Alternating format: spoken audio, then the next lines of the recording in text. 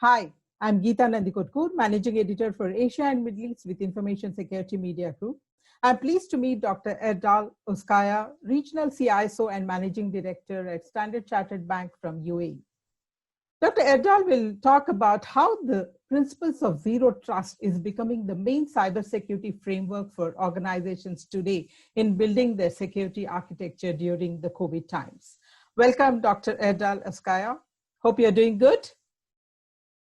Thank you very much for asking. Thank you for the opportunity. And I hope everybody who's watching this video is also doing good. You know, it's the pandemic times. Please ensure you wear your mask, you keep your safe distance, and you take care of personal hygiene. Hopefully this pandemic day is going to be over and we're going to be in physical events together. Thank you, Erdal. Erdal, what I see is the principles of zero trust framework has been very promising for most organizations in maintaining their remote workforce. So what has been your experience in deploying this framework within your organization, within your sector? Sure. Let me just make it very clear. I'm talking today as a cybersecurity guru, not just on behalf of my bank. I used to be a consultant as well. So this is generic information which everybody can hopefully get something out of it. First of all, what is zero trust? I mean, you started to hear this word a lot, right? It's like the new buzzword. Zero trust is actually a strategic initiative that helps prevent successful data breaches by eliminating the concept of trust from the organization network architecture. So there is one single principle, which is never trust, always verify. It's like when your door rings bells, ding dong, and you usually ask, who is it? And it's always a good idea to look and verify if that person really is who's saying it. So zero trust is designed to protect modern digital environments by leveraging network segmentation, preventing lateral movement, providing layer 7 threat prevention, and of course, making the life easier. So before I go to your question, it's really important also to understand the zero trust architecture. The framework of zero trust is usually the security model, as I said a few minutes ago, which always wants you to verify. You have to strictly verify who the user is, who the device is, before it gets access to network. Now back to your question, deploying the zero trust framework in organizations. You know, many people think it might cost lots of money. You have to buy this software or you have to buy this hardware. Honestly, no. If you use the right model with the right partners, you can save actually lots of money. Because you can use just a cloud provider, such as Microsoft, Alibaba, Google, use one of them. I usually use Microsoft. It not only help you, you don't have to do all this expensive network upgrades. So you can utilize the cloud power to help what you want for it. Now, finally, the benefits for remote workforce.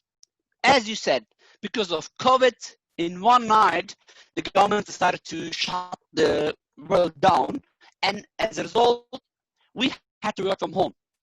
So what I see is, how do you build a business case for zero trust in an organization? And where does the journey start? This is a great question. Why? Because a business case is usually where you showcase the senior management the benefits, the cost saving, the reduced risk. For me, benefit number one, as we said in the first question, the business case. The business case is usually the benefits that you can get out from migration to zero trust. As I said in your first question, first of all, it is making the end user's life a bit easier, or IT's life easier. One of the biggest cases, it helps to maintain obsolete equipment and outdated software. today, most of the attacks, cyber attacks, happens because of vulnerabilities. Hackers, they found out via different various methods, vulnerabilities. They exploit these vulnerabilities, then hack you. So you don't have to burden yourself about the technical details anymore while using the right cloud provider. As I said in the first question as well, having a proper cloud provider can help you saving on your hardware and software cost based on your business model.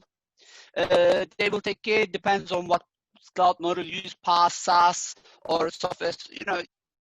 It all depends on this, but it will help you to migrate to zero trust architecture to save you time and money. The second benefit will be it fits up the skill shortage. I mean, you see the background. I even wrote a book called Cybersecurity, The Beginner's Guide. There is a huge skill shortage everywhere. Demand for cybersecurity professionals is high, and to hire the right candidate, you have to compete with other big players. So it can cost you lots of money. If you can leverage zero trust with the right provider, this can save you lots of money. It protects the data of your clients. How? If you move to a proper zero trust architecture, it can prevent data breaches from occurring. For example, most of my customers use Komodo cybersecurity services, where I outsource my security to them, and they will do the job on behalf of me. Usually, a cyber criminal will have to bypass or compromise various security parameters, right? This method is like putting cameras everywhere to watch off any suspicious activities. What else? It provides a good computing experience. Now, users hopefully will have peace of mind because there will be no disruption of any kind, and when they work, that nothing is going to pop up, hey, restart, or there's not going to be too much annoyance in between. This will return to you as happy employee. And using the right security provider and your zero trust as well can help you lower the breach detection time. As James Comey said, the ex-FBI director, there is two types of organizations.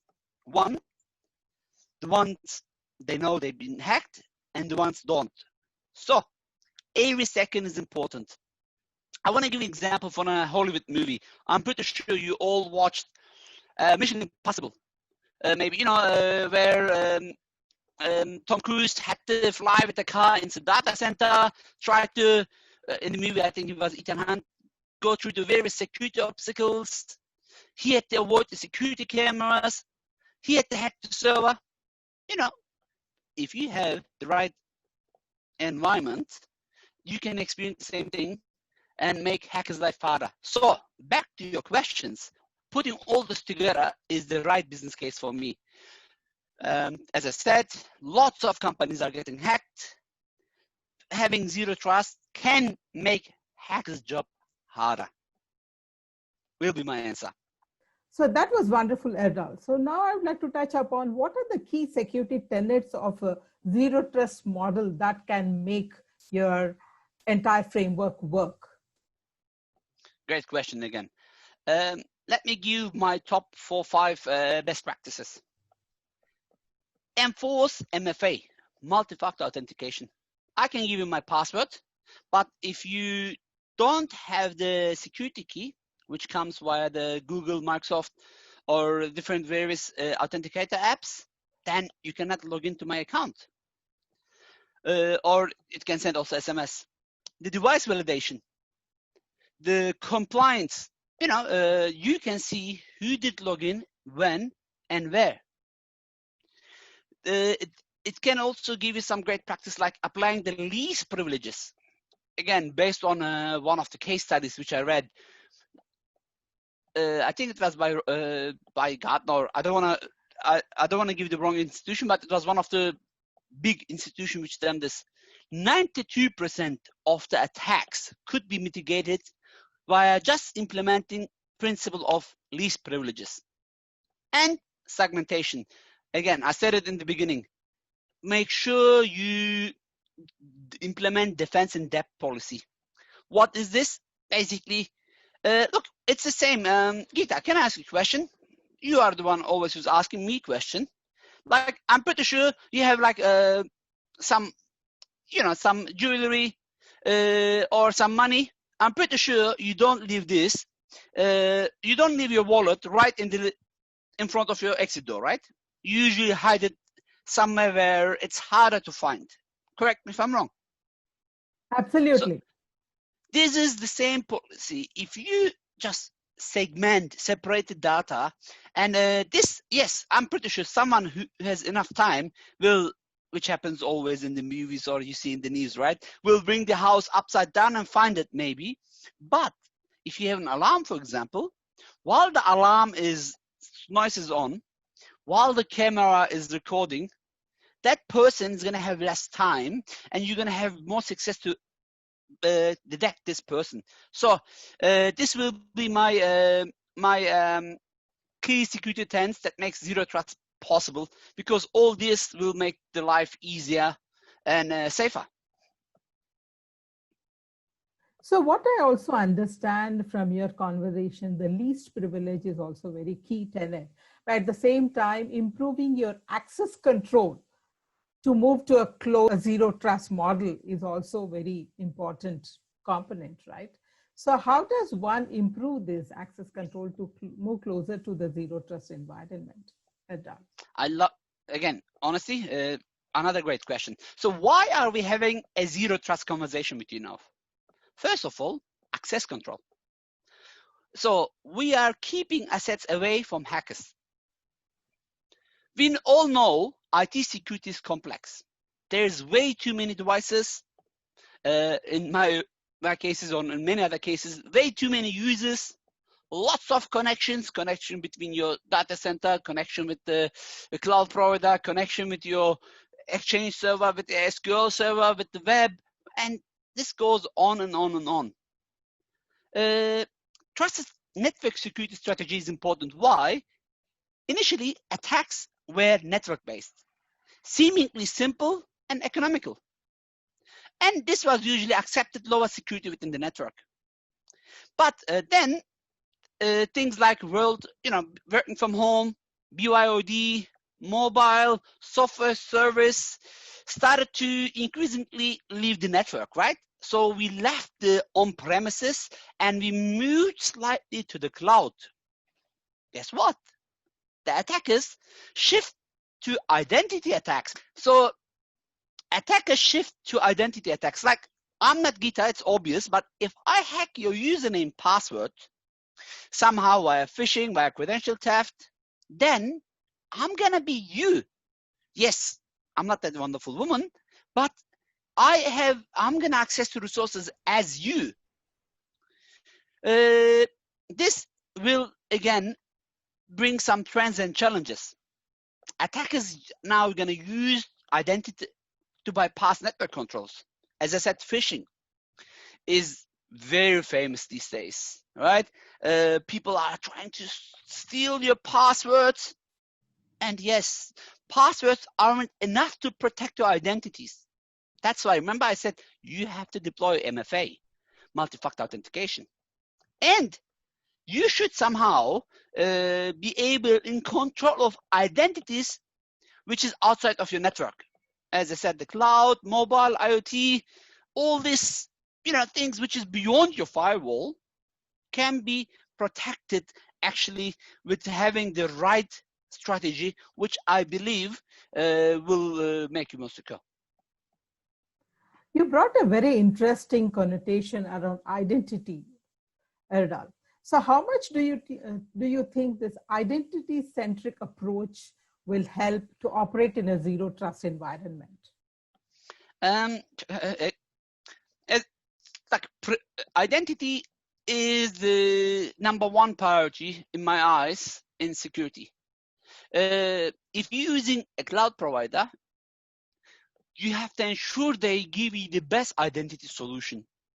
For example, like most of the organizations use Microsoft. If you use Microsoft Azure, you can use Active Directory, Azure Active Directory services, and you can have all the security components inbuilt as well. So as I said, now back to identity. Zero trust, remember we spoke in the beginning, is never trust, always verify.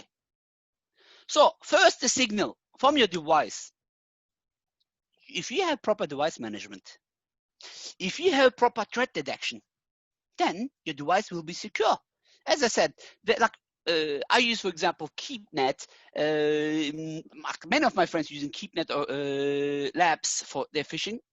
Of course, there's many other products which you can use from Barracuda, from, honestly, I'm not getting paid any of this, and this is my personal opinion.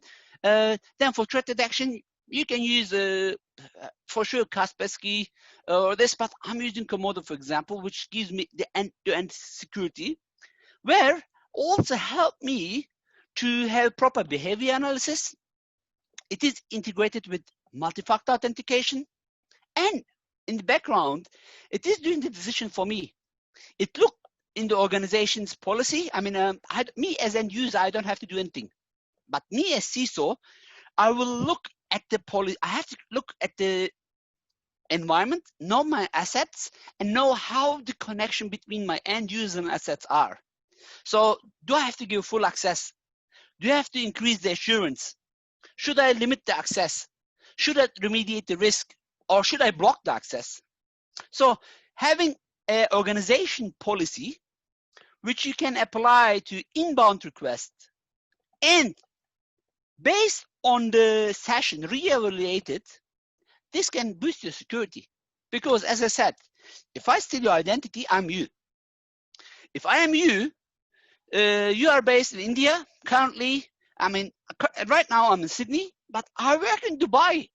So if I log in with your credentials from Dubai and Sydney within 3 minutes, if your identity protection does not detect that, which we call impossible login, then you are at risk.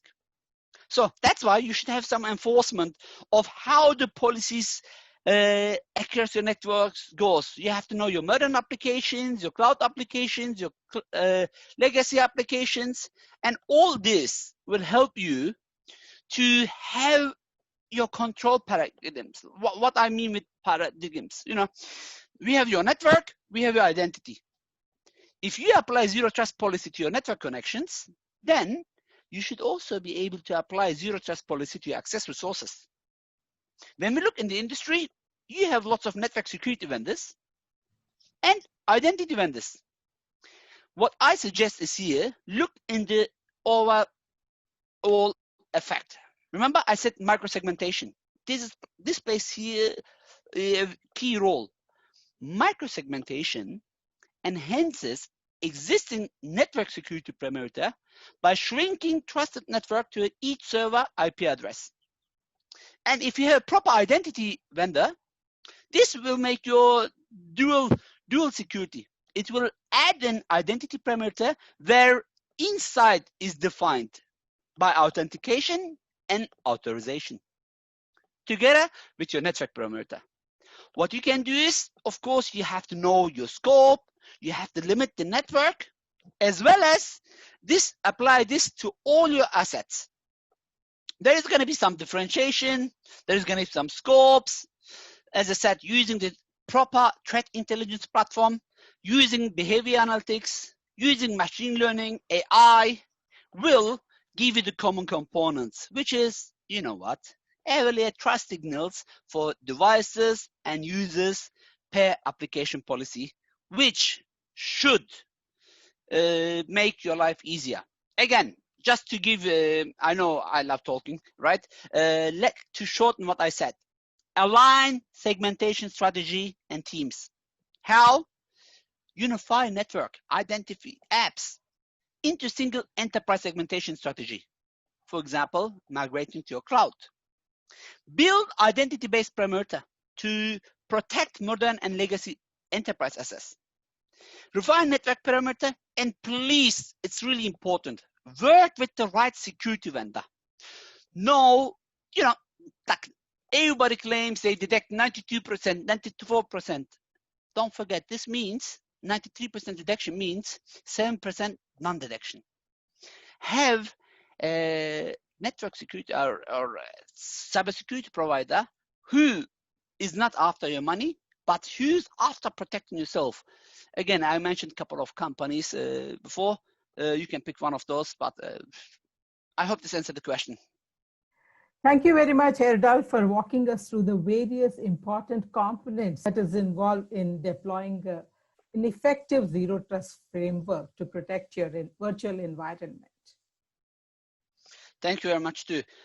You know, probably I want to say my last word. Please, please, please define what you need to protect. Is it data? Is it application? Is it asset? Is it services? When I say data, this could be credit card. This could be your identified information. This could be anything. Application, this could be out of the shelves or custom software. Asset, this could be SCADA or whatever. Services, this could be DNS. Or please map the transaction flows. Ensure you architect a zero trust well, and create the zero trust policy based on who, what, when, where, why, and how. And more importantly, always keep an eye on what's going on. Thank you very much again for the wonderful opportunity. I hope everybody who is watching this will enjoy it. I'm looking forward to meet everybody in social media or through various channels. Thank you again, Gita and Information Security Media for giving me this opportunity. Thank you, Erdal. This is Geeta Nandikotkur for ISMG. Thanks for watching.